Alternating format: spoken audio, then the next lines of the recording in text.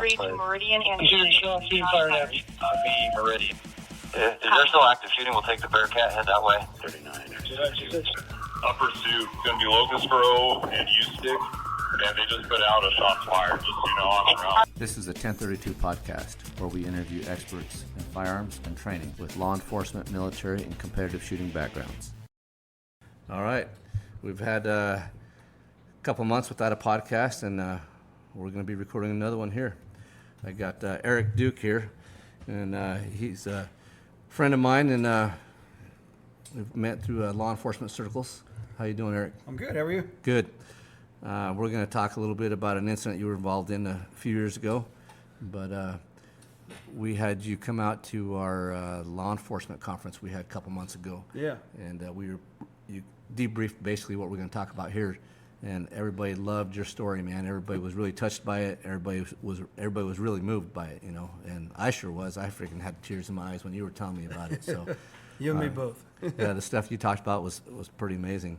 But we had our law enforcement conference. We had 2 days of training. We had Benny Cooley teaching a carbine class. We had Yong Lee teaching a pistol class. Corey Feldman was doing a breaching class, and he kind of geared that towards active shooter response for patrol guys. And then we had Tate Moots, and he was teaching a scope carbine class or DMR class. And everybody seemed to really like it, and hopefully we'll be able to do that again next year, and maybe we'll have you come hang out there too. So. Yeah, that'd be awesome. I heard really good things about it. We had a few people that attended your class. Yeah, the guys really liked it. They did, yeah. And they actually really, when you said Tate, I know Tate. Tate taught at Shaw. Yeah. The two times I went to Shaw. So when they talked about, Tate taught, and he was like super cool, really good dude. Had the same memories. Yeah. In my time with him at Shaw shooting. Yeah, Tate's a really good guy. Him and I, a while back, we usually elk hunt the same locations. Okay. And a couple years ago, my son-in-law and my daughter, we were all up there hunting, and we run into Tate, and he ended up shooting one. We ended up helping him. They helped more than I did, yeah. But, because I'm old. So. Are you going to tell everybody what the area is? No, I can't tell you that. All right. But it's in Idaho. One of those things. It's in Idaho. It's in Idaho. But do you do any hunting? I do, yeah. I've hunted pretty much every year since I've been here in Idaho. I've been here since 2004, but I did grow up hunting with my dad. It was a little more hit and miss when I was a kid, just because I played a lot of sports. So a lot of fall football, Yeah. that type of thing during regular big game hunting seasons. But What do you usually hunt? primarily, I do archery elk. That's one of my big things that I schedule out through the year. And now that I have, and I do deer, but now that my son is eligible to hunt, he got his license this year. With his charter school schedule, we're going to focus more on the deer hunt with him, because he only gets that break during deer hunting season. So. Yeah, it's kind of funny. My kids grew up going hunting with me, and my daughter, she's 27 now, and or 28, something like that. Anyway, she'll probably be, Dad, you should know my age. Don't age yourself. But she hadn't hunted for quite a while, she college and all that kind of stuff, and she'd been married a couple of years, and she'd living down in Utah, and she moved back here. And so I took her and her husband hunting with me, and told my daughter, it's like, okay, the first bull we see, you get to shoot it. And so she shot a really nice 5x5 at about 560 yards with a 6.5 PRC. And so that was pretty fun, being able to do that with my daughter. So even when she's an adult, it's still kind of fun to do that, Yeah. So I think the first elk I shot was at 5 yards, maybe less. With a bow? With a bow, yeah. It walked up right to my buddy was calling like 50 yards up the hill behind me, and he set me down on this tree as he called, because we kind of bugled and knew where the bull was, but it came up right across the tree that I was standing behind. So I shot it. I mean, I probably could have touched it with my arm, but I got that one, and then he just kept bugling to calm that bull. And another bull walked right up to him. So we shot a double the first time we ever That's hunted amazing. together. Yeah. I've never bow hunted. I got a couple bad shoulders. So it's a kick in the pants to be in there bugling with the bulls like that. I think that's amazing when you get them in that close. That's got to my. be pretty. You got to get your adrenaline going Such pretty good, a good huh? feeling. Such a good feeling. That's funny. I can see you lighting up right Yeah. now. Yeah, that would be pretty awesome. My buddies all tell me that I need to switch and start bow hunting. Yeah, So, it's definitely difficult, but the season is just unbeatable. Yeah. And it's warm, like because you get September here in the valley is it can be still hot, pretty it warm. can be warm, so you have warm days, but that's also I like to be warm instead of cold, really. I guess as long as it's not 10 degrees and it's 3 feet of snow. Yeah. That year we shot the double. We waited till like 3 o'clock or 4 o'clock to go find them, and we quartered them both out, but we didn't get back to camp till like 2 or 3 in the morning. So we decided that we were going to wait till we slept in a little bit, and we were just going to go back the next day and haul them both out. But it started like blizzard snowstorming on us when we were in there to pack them out. So we did 2 dudes, 2 elk in 2 trips. It was trips? miserable. Yeah. That doesn't sound fun. No. The first night we took out the heads and the hind quarter, and then the next day we went back in. It was like the 2 front shoulders and a hind quarter. It was a lot. It was hefty. That's a lot of weight, man. Yeah. Yeah, I remember I don't know, it's been about 3 years ago. I had a neighbor friend of mine, and he's a little bit older. I'm in my late 50s, and he's probably 4 or 5 years older than I am, and he wanted to go hunt with me. And anyway, end of the day, we see this elk and across canyon, and I lasered him at it was around 500 yards, and it was pretty windy, so we waited for the wind to die down. The wind died down, and it was almost, just a slight breeze, 2-3 miles an hour. So I'm like, okay, I think I'm going to take a shot. I look over at my buddy. I'm like, hey, are you okay if I shoot this thing? And he looked at me kind of confused, like, why would you care? I was like, because we got to go get it, and you're helping me. And he's like, okay. It doesn't end here. Yeah. And I ended up shooting it, and we, down the bottom of the mountain, up the mountain, and get all quartered out, and man, it was heavy. That's where the real work begins. Yeah. Yeah. And I just remember like halfway back to the side by side, I looked at my friend. He looked like he looked like death already. Just like, hey man, I go, are you okay? Have you eaten yet today? Yeah. And he's like, no. I go, set your pack down. I go, let's get something to eat, at least power bar or something, get some water. And because he was pretty shaky, as I was too, but he so fun and rewarding, but yet so miserable, like all in the same sentence. Yeah. Yeah. I'm glad I shot this, but this sucks. Yeah, it's always fun until you start packing them out. Yes. Yeah, and I'm lucky. Most of the time where I hunt, I usually don't have to pack out too far. But even the weight of an elk, just going a couple hundred yards is some work, especially when you're going uphill, downhill, tripping over rocks. And, yeah. Do you debone them or you? I typically don't. I usually just quarter them out. Yeah. Okay.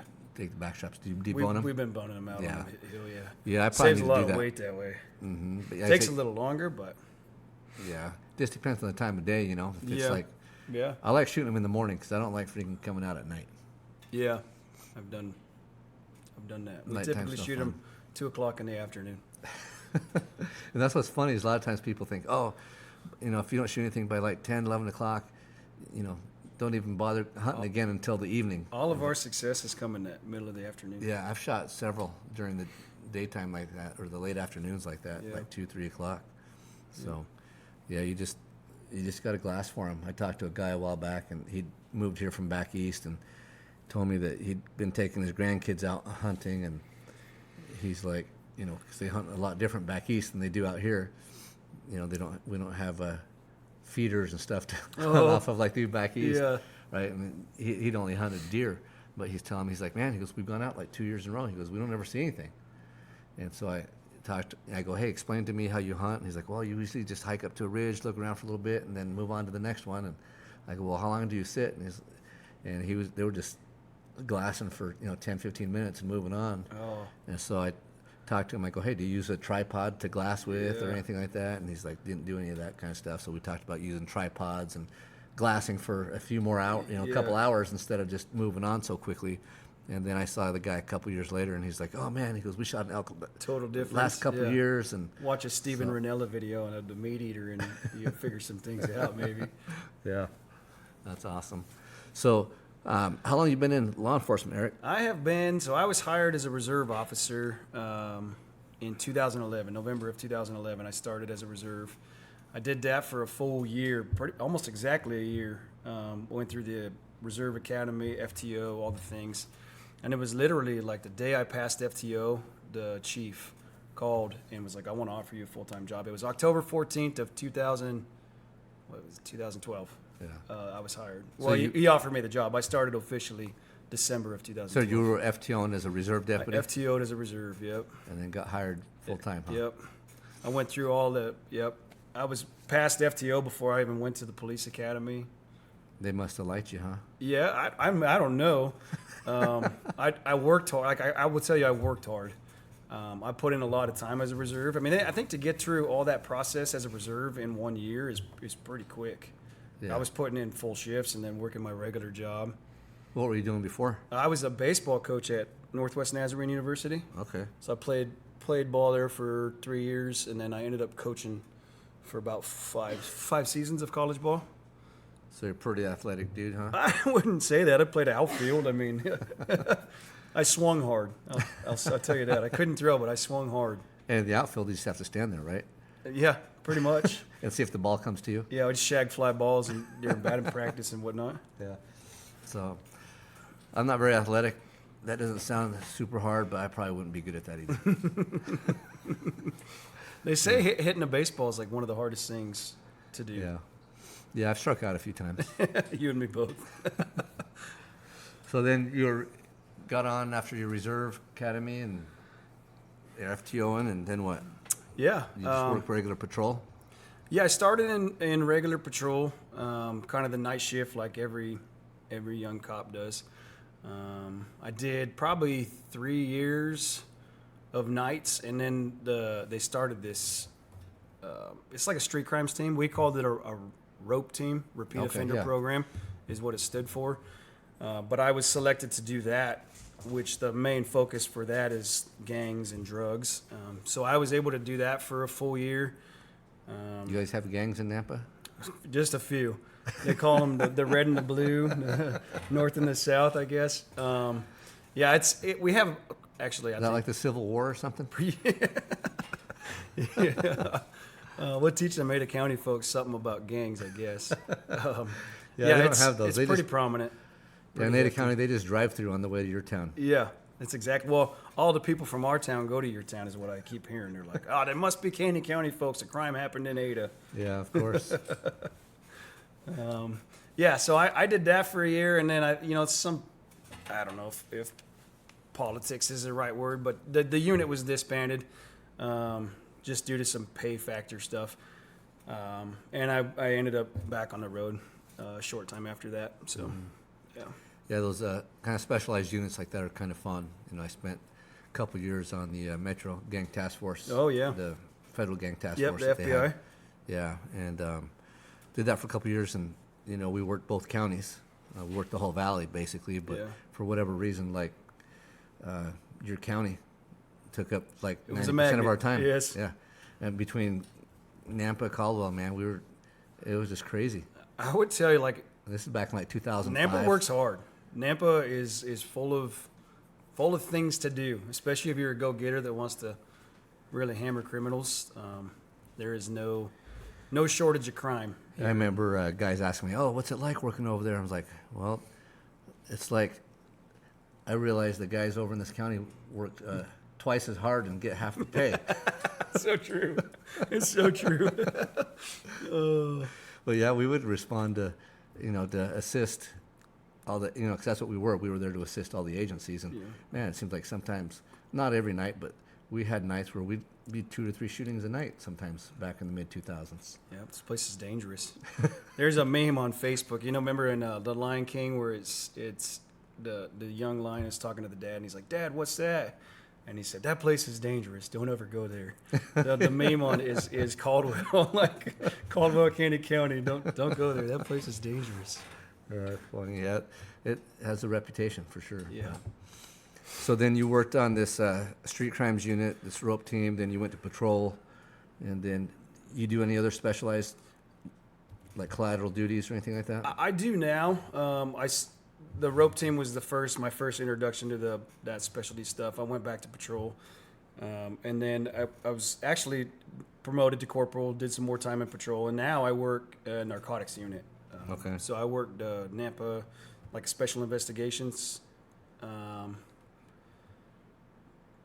primarily like a drug unit task force type thing. And then I'm also a member of we call it TRT, Tactical Response Team, the SWAT team. All right. So Yeah. you're on a SWAT team, and how big's your team? We are currently eligible, like we're down some numbers. So we're allotted 20 people on the team. Okay, We're that's pretty good currently size. sitting at 17. We have a test coming up in October. If you want to test, I mean, like we could get you a reserve badge or whatever, however you want to roll it. And then, Junior deputy Yeah, badge, kind come of thing, back. junior officer badge. yes, come back. And we'll let you pick your like if you want to be a breacher or you want to be a sniper. Like Yeah. we'll just roll you in. You don't even have to test. I'd probably be the one carrying the gear, though, right? You clean the bus after every training. Hey, I'm still in good shape for an old guy, so I'd be all over that. So, Yeah, I love it. so when we get done here, why don't you go back, talk to the chief, see if that's a good idea. Yeah, I'll just tell him what he's doing. I can even I don't translate. even need to ask. I can even translate for you. So I know you need Okay. translators in this Bilingual? county. Yeah. You need some Spanish translators. Right? Yeah, we do. It pays 2% too. So if you want, 2%. yeah, 2% of what? 2% of your base wage. And being I'm not getting paid anything right now, so 2 times 0 is 0 still, right?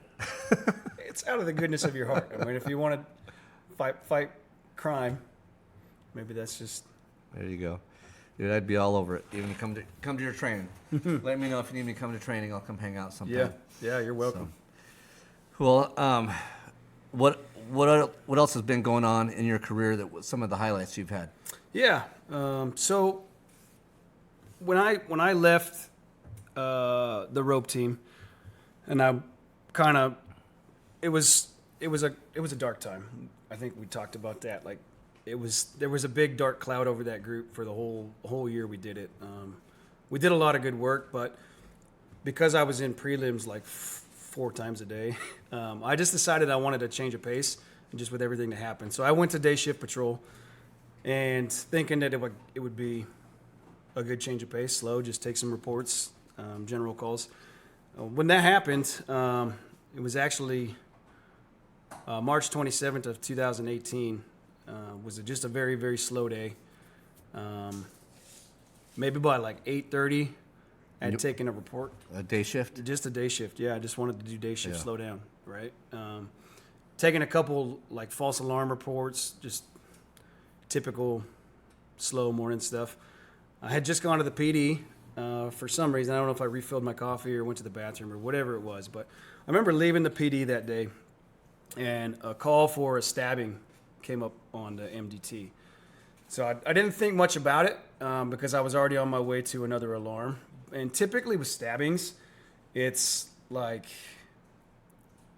you go to the hospital, somebody's been stabbed. It's a report. Maybe somebody was injured or could be dead, but it's not like an active thing. So I hadn't thought much about it. I just kept driving. I was heading to the alarm. Well, then the tones went out. You know how they like? Have you Yeah. guys get tones at Yeah, Ada tone County? alert. Booty, booty, booty, booty. And then they dispatched 2 You're pretty good cops. at that. It was- I've been practicing, yeah. yeah, for this podcast.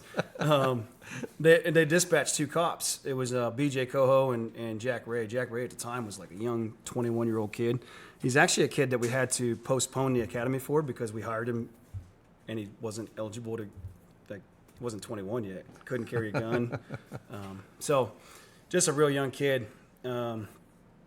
But they dispatched him, and then the call comments started popping up, like active stabbing, man chasing a woman around the streets. And they gave kind of cross streets, referencing like this was happening in the road. Yeah. And then all of a sudden it was like 3 people calling, 5 people calling. And I remember responding to that call. I just diverted from what I was doing. I responded to that call, and it just so happens that me and another guy just arrived at the exact same time. We crossed the same intersection, and we drove 2 more blocks into this area together. And at the time, remember, it was just an area. It was Edgebrook. I remember when we turned on to Edgebrook, we passed a fire truck. The fire truck was already there in the area because their fire station was literally 3 blocks from where it was happening.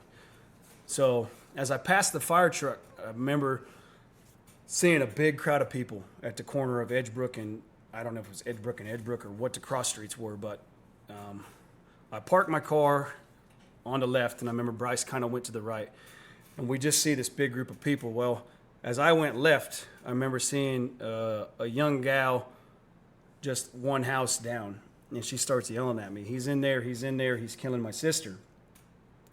And so she pointed at this house, and I remember running into this house, and I kicked the front door as hard as you could kick a door, and it just basically exploded. And as I entered the house, I remember walking down this hall to, it's like a living room, but the hall goes to the right.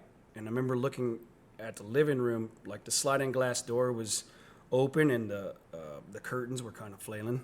Mm-hmm. And I was like, well, maybe they're outside. So that's kind of what my attention had gone to, but then I could hear a noise off to my right. And I remember telling Bryce, like, over here, we got to go this way.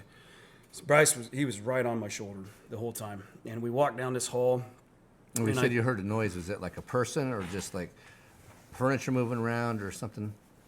I don't know if it was like I think somebody yelled help or screamed something. I don't know exactly what I heard, but that my attention went that direction, and it led me down the hall. And as we got down the hall or continued pushing into the hall, I could hear what I could only describe to you would be like knife hitting human flesh. It was just dull thuds, just. And I remember my attention being on this door to the left, so I kicked the door open, and as I kicked it, I could see, I describe it as like if you watch the WWF, like The Undertaker, like this sweaty dude with a beard standing over a girl that was laid up, like she was curled in a ball behind the door, and he was just standing there, and the only thing that caught my attention, I thought it was like a machete, like a big, large 2-foot knife is what I saw. And as soon as I kicked the door open, I saw him, and I just remember firing as fast as I could. Pop, pop, pop, pop, pop. And I could see my rounds actually impacting this guy. Mm-hmm. Like I could see his body moving. Yeah. But I remember thinking, like, why won't this guy fall? It was going so slow. Like, why won't he go down? Mm-hmm. And then all of a sudden, he collapsed back onto the bed. And Bryce and I entered the room. And I kind of went into like this, not shock, but like I didn't know what to do next. Mm-hmm. I cleared my corner, collapsed, but then I was like, what's next? Yeah. And Bryce was like, we got to get this guy in cuffs. So Bryce was like, for me, like the calm in this whole storm, which kind of walked me through this whole process. But so I was like, yeah, right, we got to cuff him. So I grab him, we put handcuffs on him, and he's laying on the bed. But I remember thinking that he was going to be like some kind of zombie and come to life off the bed. Yeah. So I grabbed him and put him onto the floor. And then I looked at the young girl, and I was like, can you walk? We got to get out of here. And she said no. Mm-hmm. So... Real quick, when you said you fired and then entered the room, did you fire from the hallway into the room? Yeah. Okay. Yeah. As soon as I kicked the door open, I could see him, and I just started shooting. I was probably, maybe, I would think 3 to 5 feet from this guy. Okay. Yeah. Okay. So you fired, entered the room. Yep. Felt like you cleared your corners, all that kind of stuff. Yep. And it was when the door opened, it was like a corner-fed room. Mm-hmm. So I could see her. I could see straight ahead. So as I shot him, and then I just, went right the dirty corner, and then around. That's just from all your training you've done, huh? I didn't have a single thought. Like this whole, like I just did. Well, yeah. Just did what you trained to do. Yeah, 100%. We hear that all the time. Clear your corners, right? Yeah. Yep. So I remember as things progressed, I asked the girl, can you walk? Can we get out of here? And she said no. And so I remember being in there and thinking, I don't know where I'm at. I had no idea what house I was in. We were never dispatched to a house. I just went into a house that the girl pointed at. But I remember the medics were there. So I leave the room, but as soon as I left the room, I look across the hall, and there's another lady sitting there. I'm like, how the hell did I miss this? Like in the profession, you're taught, people, open door, dead spaces. Mm-hmm. How did I open a door and kick a door when there was a lady sitting in a door and an open? So it really bothered me. Mm-hmm. But and I looked at her. She had injuries as well. And so I went running out to the front door and I started yelling at the medics, like, I need a medic. I need a medic now. And I told the dispatch, I have, 3 victims now that I could count. Probably, 1, 2, 3, and then a suspect. So 4. I had 4 victims. I wouldn't call him a victim. I had 3 victims and an asshole, really. But I started telling the medic, like, I need a medic in here now. And they were already going to the girl that was yelling at me. She had been stabbed in the face, the hand, like she was pretty bad.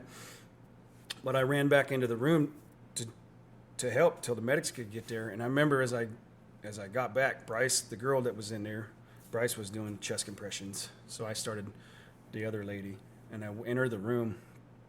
He was doing chest compressions on the female? The young girl that was in the room with the dude. And I entered where the older lady was at. And I remember thinking, like, she had a laceration on her thigh that was probably 10 inches. And I needed a tourniquet. I had to find a tourniquet for her. And I was thinking, like, find a belt, find a tie, like something in the closet. And I scanned this room looking for a belt, anything. And I ended up scanning to where the bed was, and I saw I know now that he was a 3-month-old kid, baby. He looked at me, and this little angelic twinkle in his eye kind of gave me this smile. The kid had no idea what was going on. But at that moment, I was like, dude, you're a dumbass. You have a tourniquet on your belt. It kind of like brought me back to this reality. And so I was able to put a tourniquet on her leg. And by the time I had done that, more officers had started arriving, and the medics started arriving. And when the medics got there, they started walking me through this entire process. I was looking for more tourniquets. She had a big slash on her arm, but the medics were like, the tourniquet on the leg was appropriate. They wanted gauze on the arm. They had a gauze on the... He was just walking me through everything I needed to do. And I remember sitting there, and he said, this girl is a condition black. The girl that Bryce was working on, she's a condition black, and we have to get this other one out before same scenario. And condition black meaning? Condition black meaning injuries incompatible with life. So that was kind of hard to hear at the time. And at that moment, I knew, like, there's going to be more to this. So I started counting, like, all my shell casings. Like, that's where my brain was going, like, count your casings, because you're going to have to give an interview to have, how many rounds you fired. And so I counted 6 casings, and I was like, okay, that makes sense. So quick bill drill, huh? Yeah. Yeah. It's weird, the things that you think about that aren't important at the time, but you're like, oh, this is going to be important because I'm going to have an interview about all this stuff. So they ended up getting a cart in for... This lady's older. She's like a 65-year-old lady. And she was heavier. She was just heavier. So they brought this wheelchair cart in to, like, cart her out. To get her to the ambulance because she was fading fast. Like, she had lost so much blood that she was, like, fading in and out. As soon as we started wheeling her out, my best friend Doug walks into the room, and he was the supervisor of the day. Like, he was in charge of all this. And he walks in and he's like, "Are you okay?" And I looked at him. I said, "Yeah, I'm good."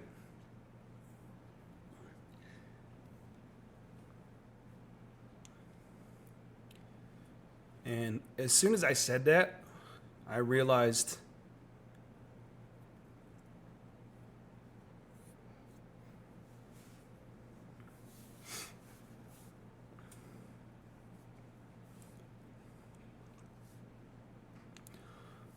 how good I really wasn't. I said I was good, but I realized, like, as I'm pushing her down this hall, like, how can anybody have just gone through this and still be good? Yeah. And as we got to the front door, that's when it hit me. I started losing all my emotion. That was the point I had actually thought about my wife. And I started to cry. And I just had to get across the front yard to the ambulance, fighting these tears.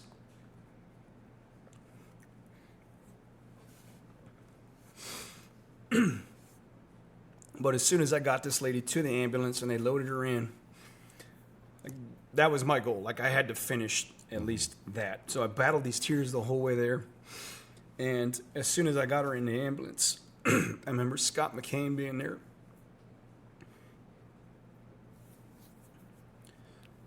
And I buried my head in his shoulder and gave him a big hug. And just lost it. Started crying. So, luckily for me, Scotty walked me to just kind of out of the scene. There was, by the time we had gotten her loaded up, there was probably 30 cops there for an ambulance. Like, it was just packed. The whole neighborhood showed up. It was just this big crowd of people. So he walks me kind of, I don't know, 50 yards away to a Sergeant Cantrell's truck. And they kind of prepped me for the process at that point. Like, you're going to go to a hotel.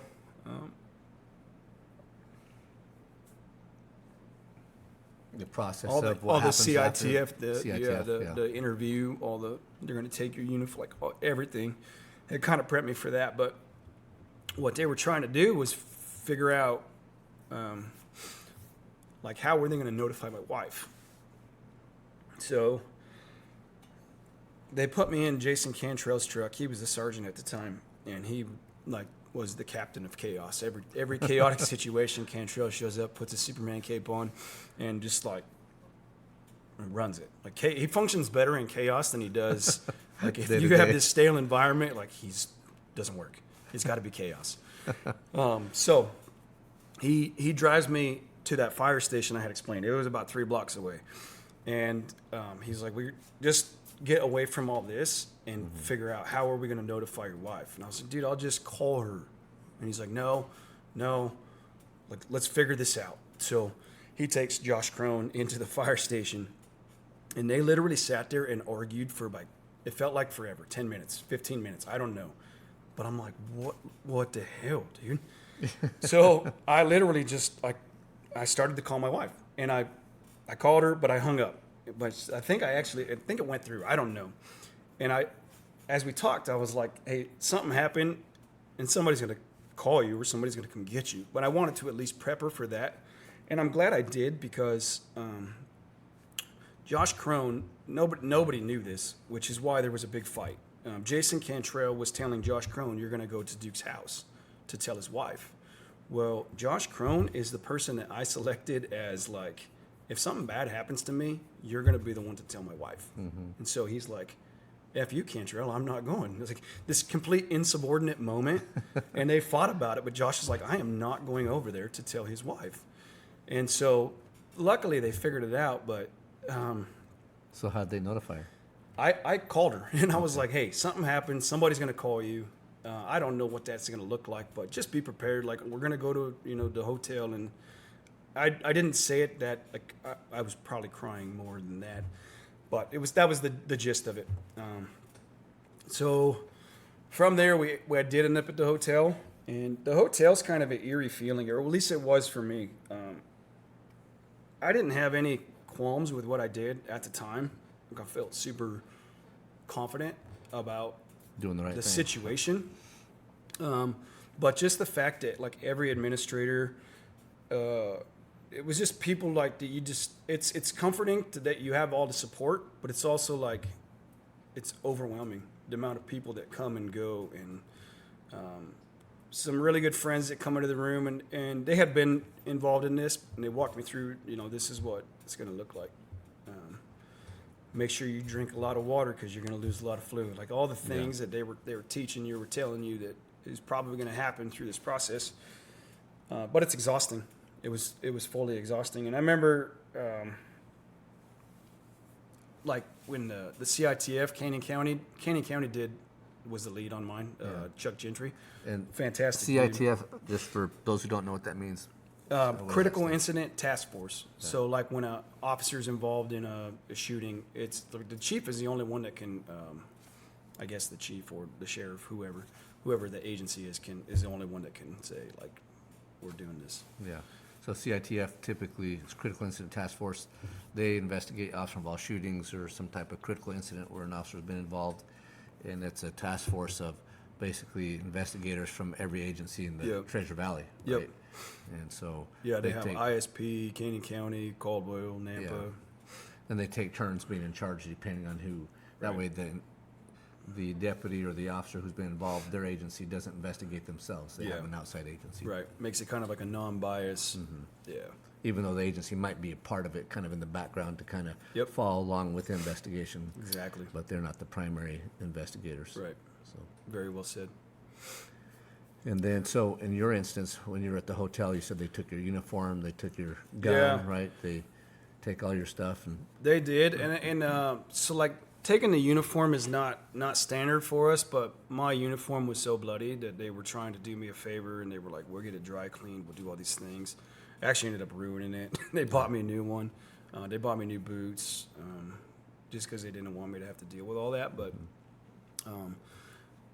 they took my gun. yeah, kind of walk us through that process of what happens after the shooting. They take you to a hotel, right? And that's to kind of preserve evidence and yourself as far as your statements and all that kind of Yep. stuff, right? Yeah, so for us, we don't give a statement till like you get 2 sleep cycles. They'll ask a lot of investigators will ask you, "Do you want to give a statement now?"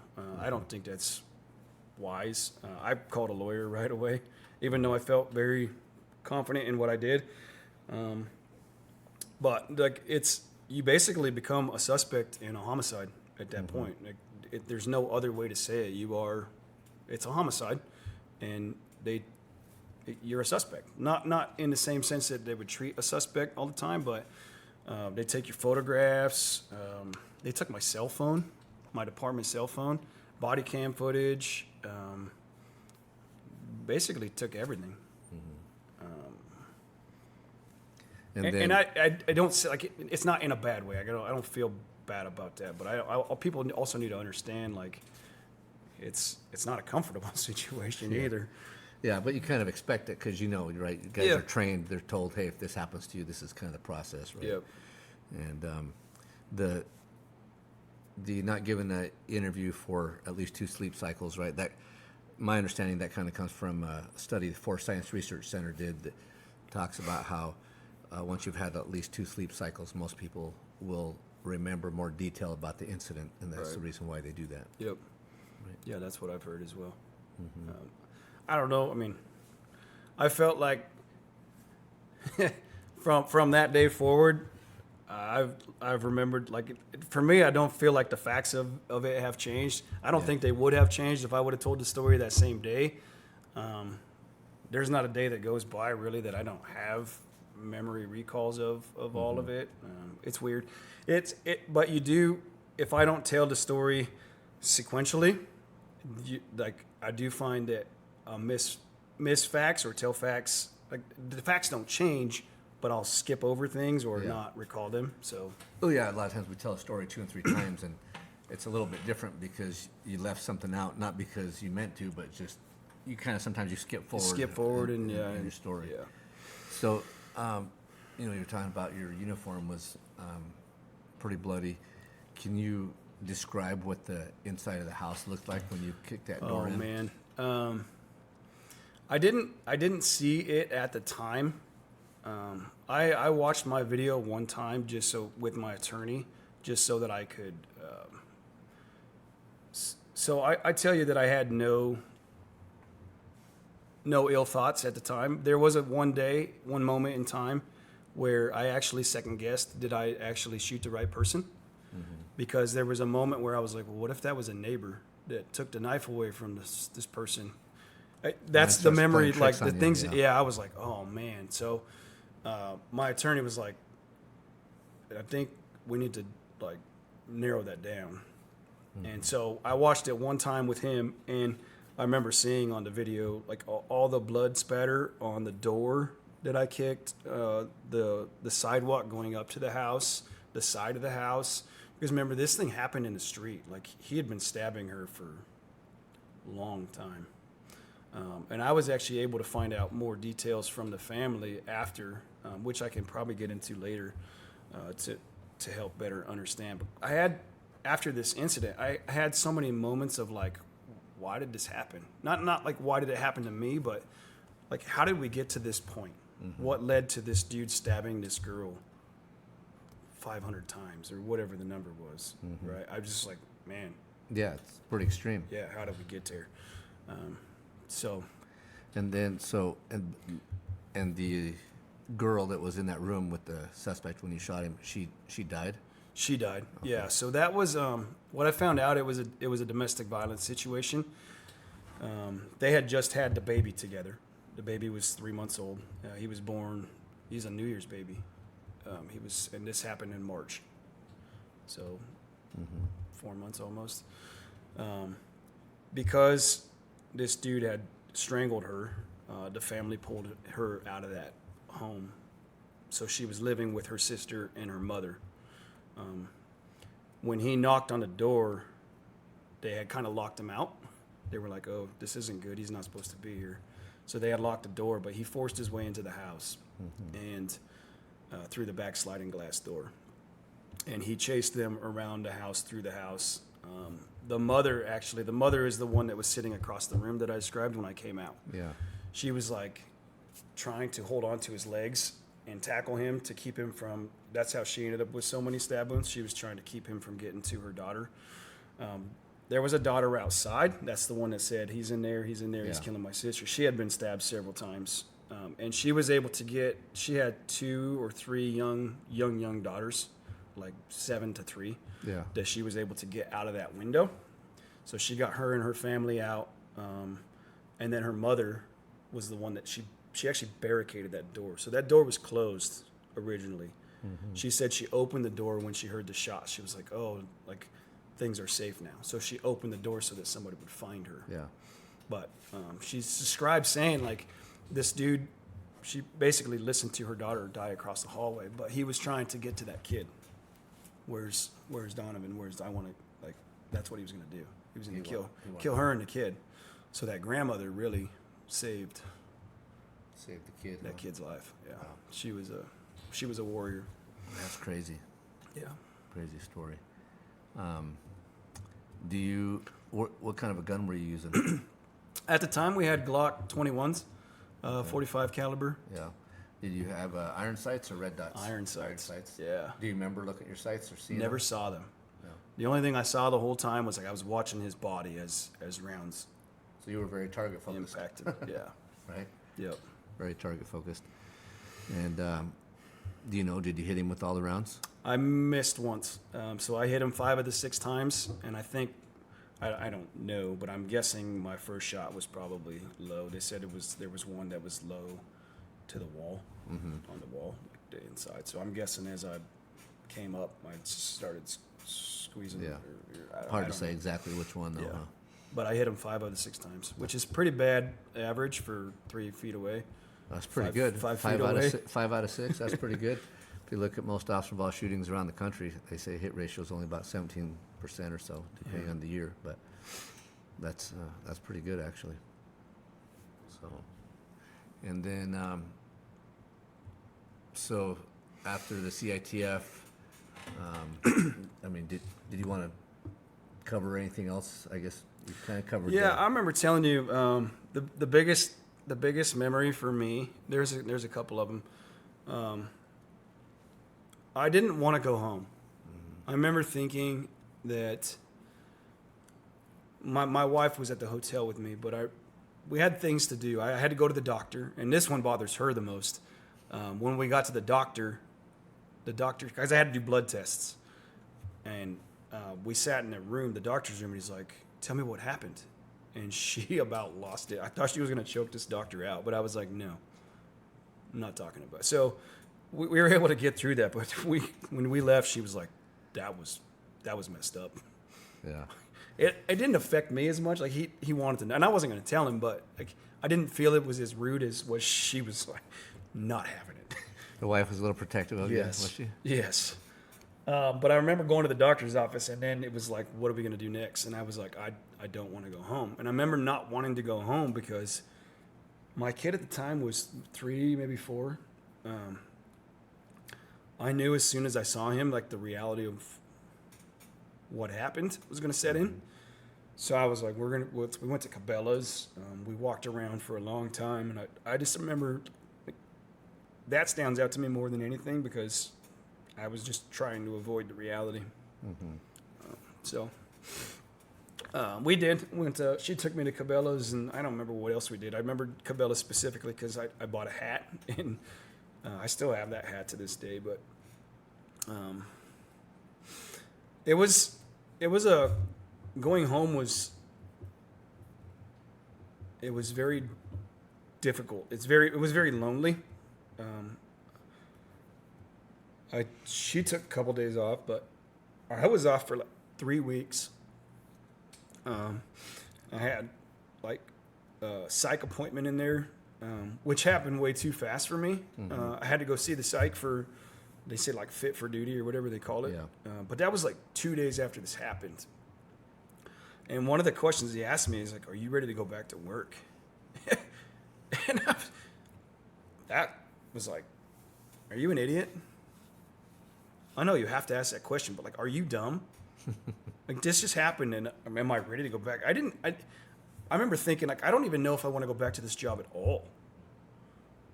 And it's not what I did doesn't bother me, but like what I saw was hard, and what I learned. I told him, I said, no, I'm not ready to go back. But I said, I have some things that I really need to do before I go back. And one of them was to meet with his family because I wanted to know how we got to where we were at. So somebody scheduled for me, they got a hold of the family, and they scheduled for me to meet with the lady that I put the tourniquet on, and a sister. It's actually a big family, and they're a very close family. And I've become close to them through this process. But I wanted to know, like, how did we get here? And that's how I learned the domestic violence story. And the mother told me, I literally listened to my daughter die. So knowing all that like was hard. And I went to the funeral. That was a big thing for me. I know it's weird, but like it was, I guess, some closure or some support for this family that I had gone through this thing with. So I wanted to do that, and I was able to. And so the family. We've actually kept in touch. The kid, I've missed one birthday for something, but I've almost been to every single one of his birthdays. Nice. They send me updates or cards or pictures of him. He was adopted by one of the sisters, the oldest sister, adopted him. So, good. And he was living they were all living together for a little bit, but every birthday we'll go. It's usually like a jump time thing or whatever, and I'll just go socialize with the family and keep in touch. And good.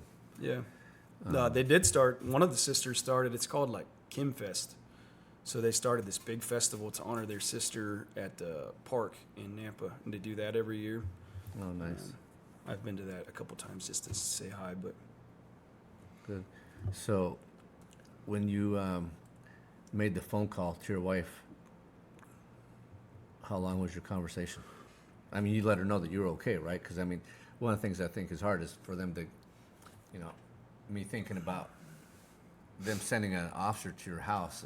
To me, that seems like that would be more stressful on your family members because they see an officer coming up and going, okay, is he alive? Right. Versus just letting you make the phone call seems like a better thing to do. Right. Which is why Josh knew like he was not going to my house because he was prowling around our house one night they had a suspicious person type thing. And he knew like I cannot knock on this door because if his wife sees me, like this is bad. But I think the first words I ever said to her was that I think what I was able to get out is I'm okay, but something happened and somebody's coming to pick you up. Yeah. So, and we do that. I do that check-in with her a lot. Like every search warrant I go on, I wouldn't say every, but I would say it better like 95% because she'll remind me if I don't send her a message. As soon as the search warrant's done, no matter what time it is, 3 a.m., 5 a.m., 8 a.m., like I say code 4 because it's shorter, but I'm code 4, 2 in custody, whatever the verbiage is. And then she'll get it and she'll say, cool. Does she want to say anything? Do you have anything for the podcast? You want to say something for us? You don't have to, Got to but come closer to the mics. but if you're welcome to give your input from your point of view, if you would like. Yeah. So. One thing I will tell you, Raul, was I remember being at home, and that's kind of was trying to get to this, I guess, or thinking about getting to this. But I remember being at home and being completely overwhelmed by like all the phone calls and text messages that came in. Because at the time I had a hobby, a woodworking hobby, and I would I would go to the wood shop just so I could, because I thought about this so much. Like every thought I had was just replayed. When I laid down in bed, it was like this thing was on replay all the time. So I would go out to the shop just to clear my mind and do something different. But every time I got a text message, it went like full replay again. So as much as like I loved and appreciated all the support, I mean, we're talking hundreds of messages. It would just took me back to the moment every time. And so that was one of the things that I remembered that people tell you, like, put your phone away, like, check out, do the thing. And I don't know if there's a good way or a bad way, but I felt obligated to respond to every single message. Sure. And she was like, there's no obligation. I'm like, these people are reaching out to me. Like, I'm going to give them the courtesy to say, thank you, I love you. But it was hard. It was hard because it took me back every time. So, yeah. I was going to say that. I was going to say that you responded to every single one of them, too. Yeah. Yeah. So how was it for you to get that phone call from your husband? It was interesting. It's funny because when we tell these stories, which we've done it before with somebody else, with like his perspective, my perspective, and the things that obviously that he remembers from that day and what I remember from that day are very different, but very similar in the same sense too. I actually was supposed to take Jason to the zoo that day. I was planning on going to the zoo with a friend that morning, and it was like early in the morning. So I was like getting him in the shower, and that's when I had the missed phone call from him. So I called him back or something. And then anyway, you're right. That was the exact word you said, like, hey, I'm okay. There was something that happened. Someone's going to come get you. And I remember I asked you, okay, well, but you're okay. Yes. What do you need? Like, what do I need to get for you? And then it hit like, I need clean clothes. I need whatever. I remember though when He didn't say a beer or something like that? No. And I remember saying like, wait, so I'm just clarifying that we are not going to the zoo today. And I could hear Jason, and he's like, what? He was like 2 or 3. He was so upset. He's like, what? We're not going to the zoo. But he's like, no, you're not going to the zoo. And I'm like, okay. So then I just started, whatever. Anyway, I don't have to get to my story side of it, but I will say a couple things that stood out to me mainly. One thing that I'm really appreciative of through the whole thing, because I mean, it's totally, when I got that phone call, I don't know, we've never been through something like that. Like, where's the book that's like the 101 for cop wives of what happens when you get that phone call, right? There is nothing. And what do? Like, physically, I know he's fine, but I can't see the mental side of it. Yeah. And I think that's what bothers me the most. Eric's not a big talker. Like, he's not one that just, like, he's not a touchy-feely emotional guy. And I know that. But, so it makes it harder for me to understand. That's why I really appreciate, like, on his SWAT calls, when he'll just shoot me a text, hey, code 4, whatever. It eases my mind to know that, okay, he's safe physically. How's he doing mentally? Just, like, the check-in. But he included me. So he couldn't talk to me about it, which I understand, but he included me on everything. So it was, because I was actually a school teacher, and so I actually was on spring break. So I had that whole week off with him, and then I took the second week off as well. And so we had 2 weeks together. He had another 2 weeks or something like that by himself. But he included me on everything. I went, obviously, the hotel, and then when he would go order a new uniform, went to the doctor's office with them, went to the psych thing with them. I sat outside, but at least I drove him there. I sat there. I went to the funeral with him. I went to the, what's it called when you guys all get together at the debrief. I went to the SISM debrief. I mean, he included me into everything, which really eased my mind because I don't know that world.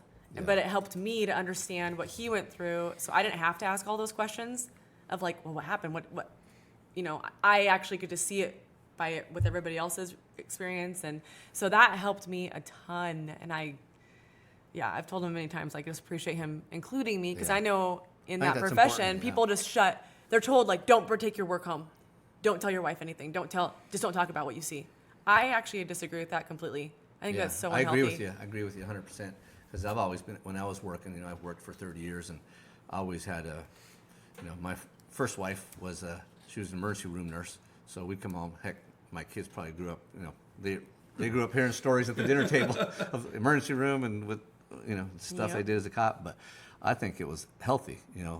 So I had a couple of incidents I was involved in, and I was able to talk about it. And I haven't had an incident, traumatic is what Eric's was, but I've never had like the nightmares, reoccurring dreams. And I think I attribute that not because of because I'm tough or anything, but just because I was able to talk it through at home, and I think that is a big difference. I think the guys who can have a spouse they can come home and talk about it with Yep. are the ones who do better, emotionally, mentally. Actually, this sounds, I don't know if this is morbid or not, but I feel like this whole incident actually brought us closer together. It kind of opened that avenue in our marriage where it was just like, we don't have to talk about everything, but just that, those simple check-ins, knowing what I need from that, knowing what he needs from that. I can't fix what he sees and what he doesn't see, right? But I can at least do what I can to be supportive. I think knowing that you can come home and talk to your Yeah. spouse about it is a big deal, because I know I've known people who their spouses, they don't want to hear it, right? Yep. Like, I don't want to hear it. I don't want you to bring work home.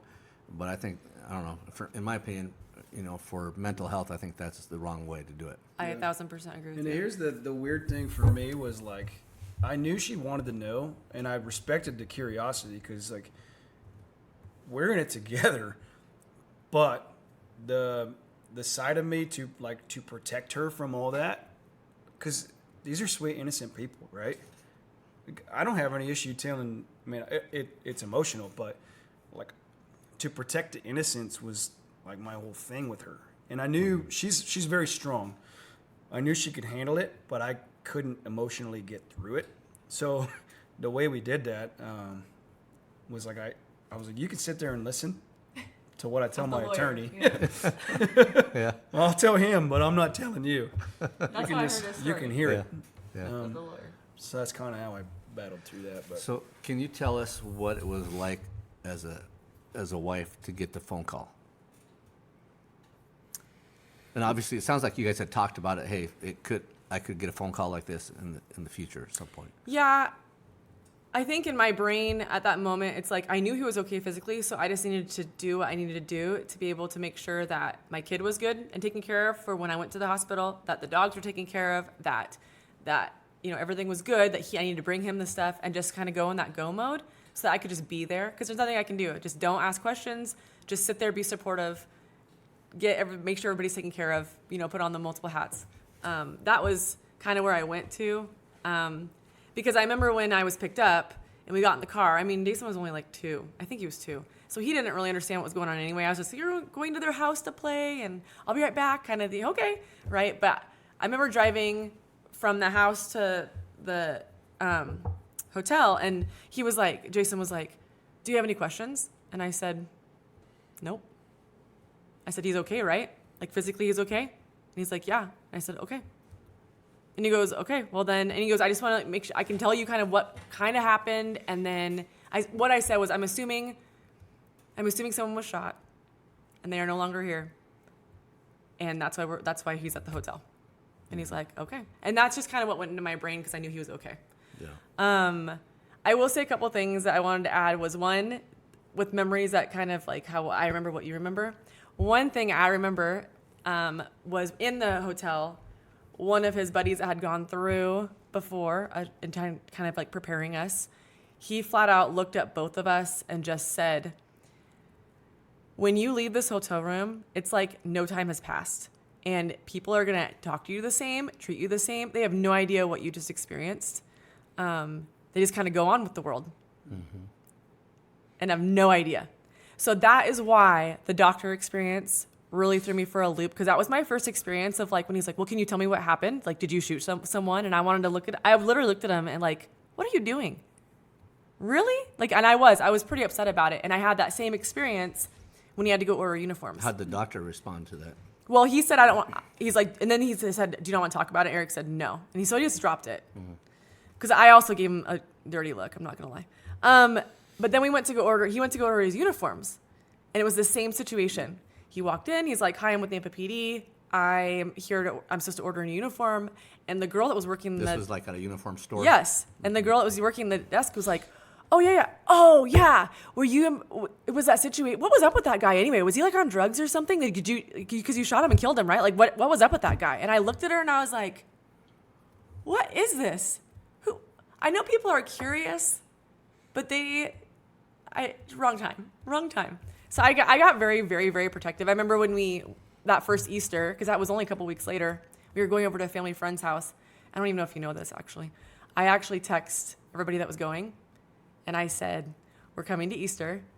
Please do not ask Eric anything to do with what happened. This is his first public event. Just love on him like you normally do, and just leave him alone." Because I just felt on very display, huh? I just felt very very like I needed to protect him because I already knew that he was really struggling mentally. The last thing that really stood out to me, though, I'm going to get spiritual on you. So when he became a cop, because I did not marry a cop, I married a coach, right? So they didn't know this is what position. Like I knew he wanted to be one, but when we got married, I was a teacher, he was a coach. So, and then he became a cop over the next couple of years. But when he became a cop, I said the same prayer every day that he'd go on shift, and it was just basically like, "God, please protect him, wrap your hands around him, help him feel your hand around him, guide him through situations, and bring him home safely." Right? That's awesome. Same over and over and Love over it. again. It was a couple weeks, I think it was a week after the shooting when we were home together, because he didn't talk much at all. But we were in the kitchen, and I remember something happened, and he opened up, and he said, "It was just the strangest feeling." Because and I never told him that I said that prayer.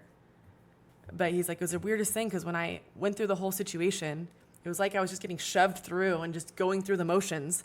And then it wasn't until I exited the house, it felt like a hand just let me go. And I kind of was like, what just happened?" And I just started bawling. Because I was like, he didn't know this. That's my exact prayer that I pray for you every shift. And you just described it. It was, that really stood out to me. Love hearing that. Yeah, that was powerful. So anyway. I love getting your perspective. That's awesome. Yeah, it's a hard thing. When we actually spoke at the emotional, what was that, critical, the thing we did with Angela Weeks, we talked to the PD. Oh, they talk about It was a class. It was a training class, and we did it for 2 Wednesdays. vicarious trauma training. Yeah. Okay. Vicarious trauma training. And so it was the first half of the week, they went on one Wednesday, and the second half went the next Wednesday. So we had to do it 2 weeks in a row. Kind of like they interviewed 3 guys that went through critical tasks or critical incidences, and then interviewed the 3 wives. And I remember telling all of them, I know a lot of you want to leave work separate from home, but please, a lot of your wives, you need to talk to them. Don't carry this on your own. Your wives they love you, they want to support you, they want to be a part of your work life. It doesn't have to be separate, because your work is part of your life, and it's a part of agree. her life too. I agree with you 100%. So, anyway. Yeah, I think it's too bad when you hear the spouses who say, "Don't bring it home. I don't want to hear about it." I think that's just not a good idea at all. So I think guys are healthier emotionally and mentally that can come home and talk about it with their spouses. Yep. So that's awesome. Anything else you want to say from a wife's perspective? I think so. I think it was good. I think that was great. I love having you here, Yeah, thanks. hearing your perspective. And you're pretty, so that helps. Whatever. You're not. I'm not. I have a good-looking wife, though. Yeah. How'd you? I outkick my punt coverage. We'll say that. Thanks. I'm a smooth talker. You tricked her, huh? I did. Tricked her and bribed her? Is that what Yeah. happened? No. Anything else? Is there anything that you think would be good advice for somebody who might be going through something like this? Or, hey, you should prepare yourself for this in the future? I think the biggest lesson learned for me, because like she said, was like I'm kind of a hold it all in kind of guy. I learned this one the hard way because I locked it tight. I had a few people that I would confide in, but over the course of the year, my I consider him a great friend. He's a fantastic mentor. He would door up with me pretty regularly, and he'd check in, how you doing? And I'd give him, good, fine. This is after the incident. This is about a full year after Okay. the incident. He checked in all the time, but as we hit the 1 year mark, I remember the captain calling me, and I don't remember the sequence of all this, but when I doored up with Chad all the time, and at about the 1 year mark, he said, "How you doing?" I said, "Good," and he goes, "No, you're not. You're not good at all." And That kind of set you back a minute. I was like, about swore, and I'm like, duh, really? And so he went through this whole thing. He's like, dude, you're angry. Like things are getting bad. And I started processing kind of how he said that. But I remember there was moments like I about had a fist fight with Jason Cantrell in the SWAT room because I was angry. And I remember because the captain called me into the office at this year mark to check on me, like, how you doing? And so I thought that was like Cantrell had told my bad news. So I went off on him, and I remember just screaming at him in the SWAT room, and he was screaming back. And I was like, if we have to throw punches to figure this out, like I will do that. But that was me being angry. But then you shake hands afterwards, right? We did. I don't know if he ever forgave me. We still talk, but that was all part of the process. And then kind of adding on to that, because of that, I reached out to a counselor. And I remember when I texted the counselor, I didn't get a response. But I text back again, and I said, the counselor said, yeah, give me your name, kind of tell me what happened. We'll schedule an appointment. And so I did, but then it was like 3 days I didn't hear anything. And so I sent another message, like, if this is the best service you can provide first responders, you can F right off, kind of was basically what I said. And she said, I think you should seek help elsewhere. And I was like, touche, this isn't going to work. So I went another short time, but I finally found a counselor, and I was able to get into a couple counseling sessions. And I did, have you ever heard of EMDR? Yes. Yeah, so I did the EMDR, eye movement desensitization, EMDR, Yeah. rapid, whatever it is. But it was the two paddles, just bzz, bzz, bzz, bzz. And I don't know how that works. The counselor explained, like, basically all this traumatic stuff, and you don't know how to access it, just randomly appears. But Yeah. she said basically, like, when we do this EMDR process, you can put this in a file folder and then figure out how to access it. What she said was like factual. It worked fantastic. And I'm not saying like I'm great, good to go, but I've heard that like, from a lot of it helped people. a lot. But on a wife's perspective side, I remember when I found out, and I don't even know how I found out because he didn't tell me he was going to seek counseling. And I was going to encourage him to go do that, but I knew that he would be like, no, because he was in that angry, like... So did you see that side of him, the angry side? Yes. But I treaded lightly because I didn't want to have fights, and even though I wanted to suggest the counseling thing, but I really didn't want him to be, like, super upset with me. So I didn't say anything. And then I found out somehow that he went, and I was so proud of him. And so I had made another... Because I think it's an admirable thing. I think it's showing that... It doesn't show a sign of weakness. It's showing that you're trying to heal your brain. Like, you need to, right? You need to discuss it. I think it's huge. But then I remember asking him one time after that when I was like, have you still been going? And I remember you were like, why do you keep asking? You're being really nosy. Like, quit being so nosy. But it wasn't like I'm not trying You're to a be jerk. nosy. I'm not trying to be nosy. I just making sure, because there's moments where I'm like, You wanna take care of are him, you okay? yeah. Yeah, because again, I can't heal his brain. I want to, but I can't.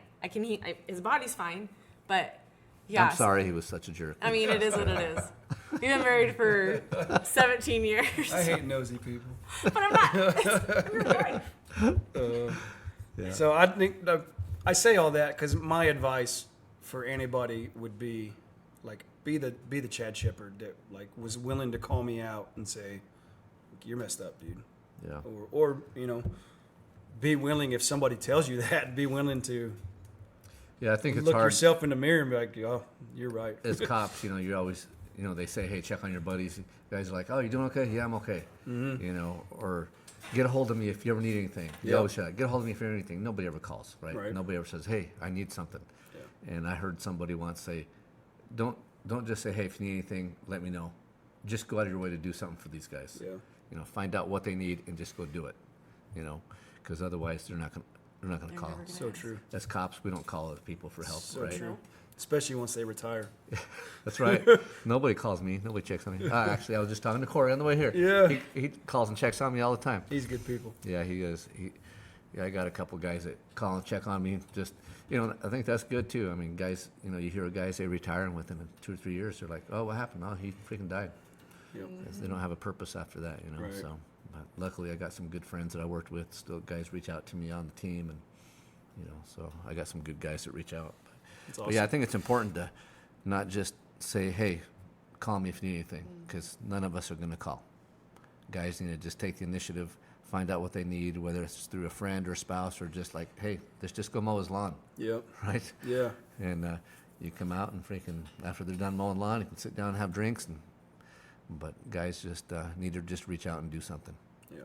So, I agree with you. you know, did you ever, before that, did you ever like think, hey, I'm going to be involved in the shooting at some point in my career? Because one of the things I think it's, I don't know if it's strange or whatever, but I see some officers, I always hate when I hear an officer go, I was surprised or I was shocked that I was involved in the shooting. I was like, you shouldn't be surprised, dude. You wear a gun to work and you have body armor on that you put on before you walk out the door.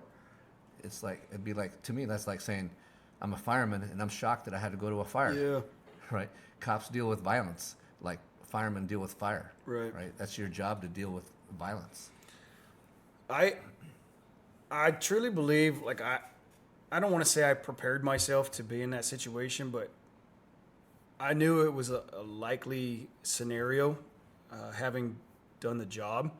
I think my thought process, though, was it was going to happen like when I did the street crime stuff, like when I was thick into the baddest, you chase the baddest dudes in town. Like, it would be something like that, night shift, like Yeah. where things happen. Well, I was not going to day day shift to kind of like chill out a little bit, right? Because I had done that for Do you think 8 that- years.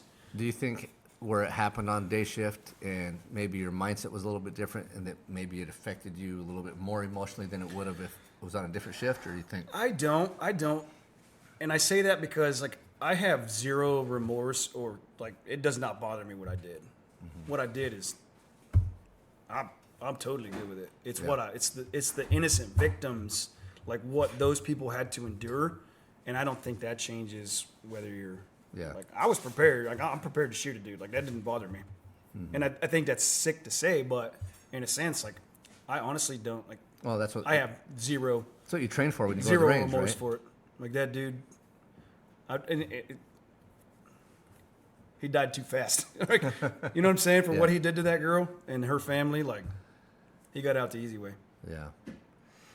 Yeah. Well, you definitely have quite the experience here, man. And I'm glad that you're willing to share that with other officers, and because I think that's just helps other guys learn. And so if they're involved in an incident, that's just going to help them deal with things a little bit better, having that knowledge. So, I do hope so. I hope so. We've, as an agency, we've really made that a priority. You know, to make it okay to not be okay. Yeah. To make it okay to, you know, I don't want to call it soft, but like to be Yeah, emotional. It's like, it's a lot. yeah. Yeah, you made me cry even. I had a little tear. Little one. You and me both. Yeah. You and me both.